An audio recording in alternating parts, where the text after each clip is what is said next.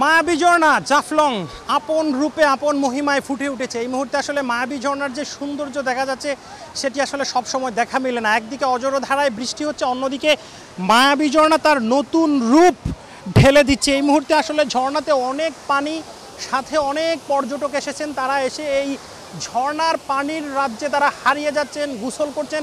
দেশের বিভিন্ন জায়গা থেকে পর্যটকরা এসেছেন এবং আপনাদেরকে যদি আমি ফুটেজটা একটু দেখাই যে আসলে কত উপর থেকে, কয়েক হাজার ফিট উপর থেকে কিন্তু স্বচ্ছ পানি সেখানে নেমে আসছে এবং সেই পাহাড়ের সাথে পানির যখন মিশ্রণ হচ্ছে তখন কিন্তু একটা অন্যরকম সৌন্দর্য সেখানে দেখা যাচ্ছে। দেশের বিভিন্ন জায়গা থেকে পর্যটকরা এসেছেন। যতদিন বৃষ্টি হবে ততদিন পর্যন্ত কিন্তু এই পানিটা থাকবে, ঈদের পরেও থাকবে।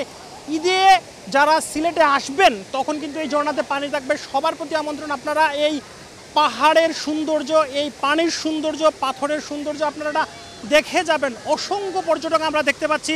আমরা একজনের সাথে একটু কথা বলবো। ভাইয়া, এই মুহূর্তে আসলে মায়াবী ঝর্ণার সৌন্দর্য কেমন? আসলে জাফলংয়ের নীলাভূমি, জলপ্রপাত, মায়াবী ঝর্ণা অনেক সৌন্দর্য বেড়েছে। তো ইনশাল্লাহ ঈদের পরে বৃষ্টির পাওয়া যদি বাড়ে তো ঝর্ণাটা আরও অনেক সৌন্দর্য বাড়বে। গেছে কালকে যেরকম অনেক সৌন্দর্য ছিল, এখানে পানি ছিল, তো আজকে একটু কমে গেছে পানির স্রোতটা। তো এই হিসাবে আজকে অনেক সৌন্দর্য। এরপরও তো জাফলংয়ের যে অবস্থা, আপনারা ঈদের পর থেকে পর্যটন পিয়াসী যারা আছেন আপনারা নিঃসন্দেহভাবে আসতে পারেন। এইখানে অনেক সুন্দর ঝর্ণা, চা বাগানগুলা। অনেক ধন্যবাদ। আমরা আরেকজনের সাথে একটু কথা বলবো। ভাইয়া, কি দেখলেন, কেমন সৌন্দর্য? এখানকার প্রাকৃতিক দৃশ্য অতি মনোরম। আমার জীবনে এটা প্রথম দেখা একটা জায়গা এবং এখানে যে পাহাড়ি ঝর্ণা, এটা খুবই মনোমুগ্ধকর একটা। আশা করি এই শোটা দেখে আরও অনেক পর্যটক এখানে আকৃষ্ট হবে। থ্যাংক ইউ, অসংখ্য ধন্যবাদ। আমরা যদি আপনাদেরকে আরেকটু দেখাতে চাই যে শতাধিক পর্যটক, যেহেতু বৃষ্টি তারপরেও কিন্তু পর্যটকরা আসছেন এবং সাদা স্বচ্ছ পানিতে তারা গোসল করছেন। এ যেন এক অদ্ভুত সৌন্দর্য। যারা আসছেন তাদের পথে আসার পথে যে ক্লান্তিটা, যখন সেই ঝর্ণার পানিতে অর্থাৎ মায়াবী ঝর্ণার পানিতে এসে যখন তারা গা ভাসাচ্ছেন তখন কিন্তু সেই কষ্টটা তারা ভুলে যাচ্ছেন।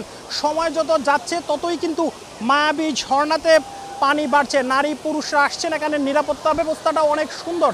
তো এই যে জাফলংয়ের মায়াবী ঝর্ণা যে তার আপন রূপ ঢেলে দিয়েছে, সেই আপন রূপে কিন্তু যে কেউ হারিয়ে যেতে চাইলে আপনাকে আসতে হবে সিলেটের জাফলংয়ের 0 পয়েন্ট থেকে কিছু দূরে এই মায়াবী ঝর্ণার অবস্থান। এবং যে কয়েকদিন বৃষ্টি হবে, যেহেতু আবহাওয়া অধিদপ্তর বলছে যে সিলেটে এখন বৃষ্টির মৌসুম চলছে, বৃষ্টি হবে, ঈদের পরেও থাকবে।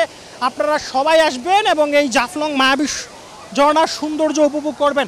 তো সময় যত যাচ্ছে ততই কিন্তু মায়াবী ঝর্ণাতে পানি বাড়ছে, সাথে পর্যটকের সংখ্যা বাড়ছে এবং ঈদের পর আশা করা যায় এই মায়াবী ঝর্ণার রূপ দেখতে দেশের বিভিন্ন জায়গা থেকে, বিদেশ থেকে অনেক পর্যটক আসবেন, এমনটাই মনে করছেন সকলেই।